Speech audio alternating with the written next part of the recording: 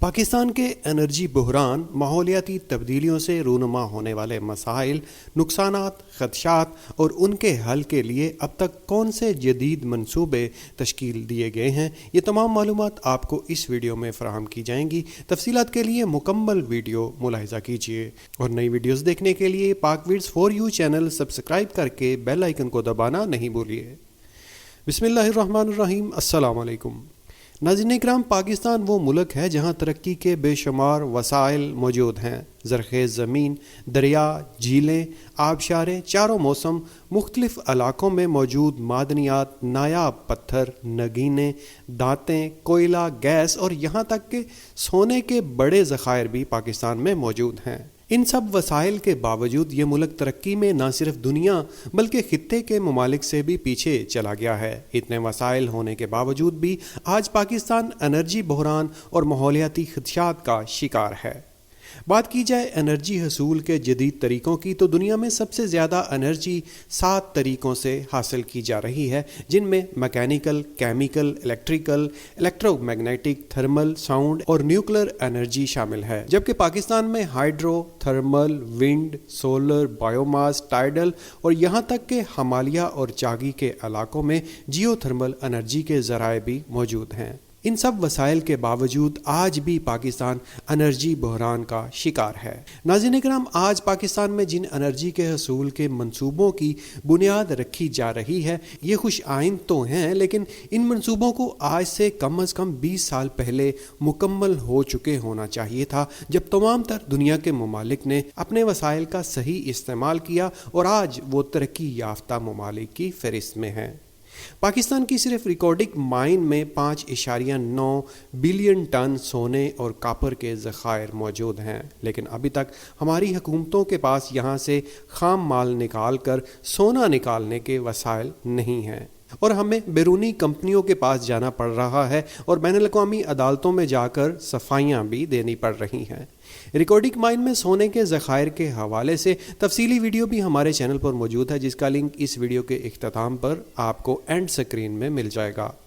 ناظرین کرام، ماحولیاتی تبدیلیوں کے خدشات میں 70 ممالک کی فہرست میں پاکستان اس وقت 40ویں نمبر پر شمار ہو رہا ہے، جنہیں پانی کی قلت کے خدشات ہیں، اور پاکستان دنیا کے ان 17 ممالک میں شمار ہوتا ہے جو اپنے دریائی پانی کو ضائع کرتے چلے آئے ہیں۔ ایک رپورٹ کے مطابق پاکستان سالانہ $21 بلین کا پانی ضائع کرتا چلا رہا ہے، جس کی وجہ ملک میں ڈیموں کی کمی ہے۔ ڈیموں کی تعمیر نہ ہونے سے پاکستان کو سستی بجلی کے علاوہ تاریخی بڑے سیلابوں کا سامنا بھی ہے۔ ایک نظر اگر پاکستان میں آنے والے سیلابوں پر ڈالی جائے تو یہاں 1956 سے سیلابوں کا سامنا ہے۔ عالمی بینک کے مطابق 1950 سے 2010 تک پاکستان میں آنے والے سیلابوں سے 8,887 لوگ اپنی جانوں سے ہاتھ دھو چکے ہیں۔ 1,90,822 دیہاتوں کو جزوی یا کلی طور پر نقصان ہوا ہے۔ 1,40,00,00,000 ایکڑ کھڑی فصلیں تباہ ہو چکی ہیں، اور سیلاب سے پاکستانی معیشت کو پہنچنے والے نقصان کا تخمینہ 2010 تک $19 ارب تھا۔ 2010 کا سیلاب بالائی علاقوں سے شروع ہوا تھا اور دریائے سندھ سے ملحقہ علاقوں میں شدید تباہی کا باعث بنا تھا، مگر حالیہ 2022 کا سیلاب اس حوالے سے مختلف رہا ہے، جس میں دریائے سندھ کے بپھرنے سے پہلے ہی مونسون کی بارشوں نے بلوچستان، جنوبی پنجاب اور سندھ میں تباہی مچا کر رکھ دی تھی، اور جب بالائی علاقوں میں ہونے والی بارشوں سے سندھ میں زیادہ پانی آیا تو یہ زیریں علاقوں میں مزید تباہی کا باعث بنا۔ ایشیائی ترقیاتی بینک کے مطابق پاکستان کو موسمیاتی تبدیلیوں سے 2010 کے بعد اب تک سالانہ $14 ارب کا نقصان ہو رہا ہے۔ ناظرین اکرام، بات کی جائے ملکوں کی فضا کو آلودہ کرنے کے بارے میں تو یہاں عالمی سطح پر فضا میں آلودگی پھیلانے والے ممالک میں پاکستان صرف 1% فاسد مادے فضا میں خارج کرتا ہے، جو ماحولیاتی تبدیلیوں کا باعث بنتے ہیں، جبکہ امیر ممالک جن میں امریکہ، کینیڈا، جاپان اور مغربی یورپ کے ممالک شامل ہیں، جو دنیا کی آبادی کا صرف 12% ہیں، ان کا زہریلی گیسوں کے اخراج میں حصہ 50% ہے۔ 2020 کے ڈیٹا کے مطابق چین امریکہ کے مقابلے میں 2.5 گنا زیادہ زہریلی گیسوں کے اخراج کا باعث بن رہا ہے، جس کی وجہ سے دنیا کا درجہ حرارت 1.1 سینٹی گریڈ بڑھا ہے۔ इसी वजह से दुनिया में ग्लेशियर्स पिघल रहे हैं और तबाहकुन बारिशें हो रही हैं। पाकिस्तान के शुमाली इलाकों में भी 8,000 से ज़्यादा ग्लेशियर्स मौजूद हैं जो तेज़ी से पिघल रहे हैं। बरतानवी रुकन पार्लियामेंट कलाडिया के मुताबिक पाकिस्तान का दुनिया में होने वाली जहरीली गैसों के अखराज में किरदार सिर्फ 1% है, जबकि दुनिया के अमीर ममालिक जिनका किरदार 50% है वो पाकिस्तान में माहौलियाती तब्दीलियों से होने वाले नुकसान के जिम्मेदार हैं।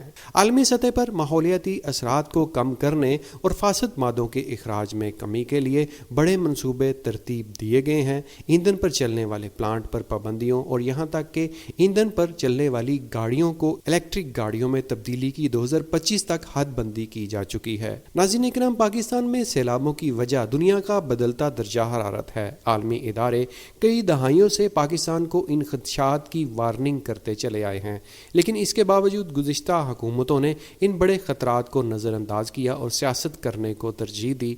तारीख में तरबेला और मंगला डैम के बाद आलमी बैंक और अक़वाम मुत्तहिदा ने पाकिस्तान को नए डैमों की तमीर का मशवरा दिया था, लेकिन इसके बाद कई दहाइयाँ गुजर गईं। हुकूमतें कोशिश तो करती रहीं, लेकिन डैमों की तमीर सिर्फ कागजी कार्रवाइयों में नज़र आने के बाद इलाकाई सियासी मुखालफत की नज़र होती रही। जबकि खुशाइंद बात यह है कि पाकिस्तान में 2020 से 2030 की दहाई को डैमों की दहाई का नाम दिया जा रहा है, क्योंकि इस दहाई में कई हाइड्रो पावर मंसूबों की तामीरात हो रही हैं। पाकिस्तान में 50 साल बाद अब डैम्स के बड़े मंसूबे शुरू किए गए हैं। $58 बिलियन की लागत से पाकिस्तान में इस वक्त 10 बड़े हाइड्रो पावर मंसूबे भी ज़ेरे तमीर हैं, जिनमें 150 मेगावाट का शरमाई हाइड्रो पावर प्रोजेक्ट, 300 मेगावाट का Balakot hydro power plant, 350 megawatt का अथ मुकाम हाइड्रो पावर प्रोजेक्ट, 640 मेगावाट का माहल हाइड्रो पावर प्रोजेक्ट और 800 मेगावाट का मोहम्मद डैम है, जो मुंडा डैम के नाम से भी पहचाना जाता है। जबकि इसके अलावा 1124 मेगावाट का Kohala hydro power project, 4320 megawatt का दासू हाइड्रो पावर डैम और पाकिस्तान का सबसे बड़ा 4800 मेगावाट का दयाम्बर बादशाह डैम शामिल हैं। इसके अलावा पाकिस्तान में इस वक्त 150 छोटे बड़े हाइड्रो पावर डैमों के मंसूबे भी ज़ेरे तमीर हैं। नाज़रीन इकराम, गुज़िश्ता चंद बरसों से पाकिस्तान तवानाई के मुस्तकिल और शदीद बहरान का शिकार रहा है। दुनिया भर में सनअती तरक्की और बिलखुसूस तवानाई के शोबे से पैदा होने वाली आलूदगी को कम करने की कोशिशें की जा रही हैं और कई बैनुल-अक़वामी और आलमी मुआहदों, जिनमें जापान में होने वाले क्योटो प्रोटोकॉल से लेकर 2015 में पेरिस मुआहदे तक कई बार अक़वाम आलम इस बात पर मुत्तफ़िक हो चुके हैं कि कार्बन के अखराज को कम करने के अमली इक़दामात तेज़ किए जाएँ। चुनांचे पेरिस मुआहदा में ग्लोबल वार्मिंग को ज़्यादा से ज़्यादा 2 दर्जे सेंटीग्रेड पर रोकने के लिए अक़वाम आलम को कार्बन अखराज कम करने पर जोर दिया गया है। यही वजह है कि तरक्की याफ्ता ममालिक अब इस काम के लिए बड़े मंसूबे बना रहे हैं। इसी तनाज़ुर में पाकिस्तान ने भी अपना NDC का मुआहिदा जमा करवाया है और इसके तहत हमें 2030 के अहदाफ में कार्बन के अखराज को 20% कम करना होगा। इन अहदाफ को पूरा करने के लिए पाकिस्तान को ईंधन पर चलने वाले बड़े प्लांट बंद करना होंगे और मुतबादिल तवानाई हासिल करना होगी।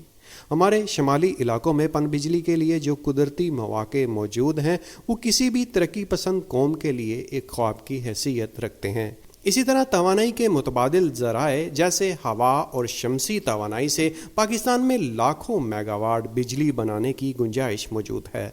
पाकिस्तान के शुमाली इलाकों को देखें तो अंदाज़ा होगा कि हिमालय, कराक्रम और हिंदू कश के अजीम पहाड़ी सिलसिले पनबिजली के लिए नहायत मौजू हैं और इनके बहते दरियाओं में पानी का कुदरती तौर पर तेज़ बहाव और दरिया की ढलान हमें बड़े डैमों के साथ छोटे डैम्स और स्ट्रीमिंग हाइड्रो पावर से इतनी बिजली पैदा करके दे सकते हैं जो मुल्की ज़रूरियात से 3 गुना ज़्यादा होगी। चुनांचा एक मुहतात अंदाजे के मुताबिक पाकिस्तान के शुमाली इलाकों में 65,000 मेगावाट बिजली के मंसूबे बन सकते हैं। इनमें चंद मंसूबे CPEC से भी जुड़े हुए हैं। दीगर छोटे बड़े मंसूबों के ज़रिए मौजूदा और मुस्तकबिल की मुल्की ज़रूरियात पूरी की जा सकती हैं और माहौलियाती तब्दीलियों से होने वाले खदशात का भी हल किया जा सकता है। उम्मीद है वीडियो में दी गई मालूमात आपको अच्छी लगी होंगी। हमें अपनी राय कमेंट सेक्शन में ज़रूर दें। मज़ीद वीडियोस देखने के लिए हमारे चैनल बागबीट्स फॉर यू को सब्सक्राइब करके बेल के आइकन को ज़रूर दबाएं। फिर मिलेंगे एक नई वीडियो के साथ, तब तक के लिए अल्लाह निगहबान।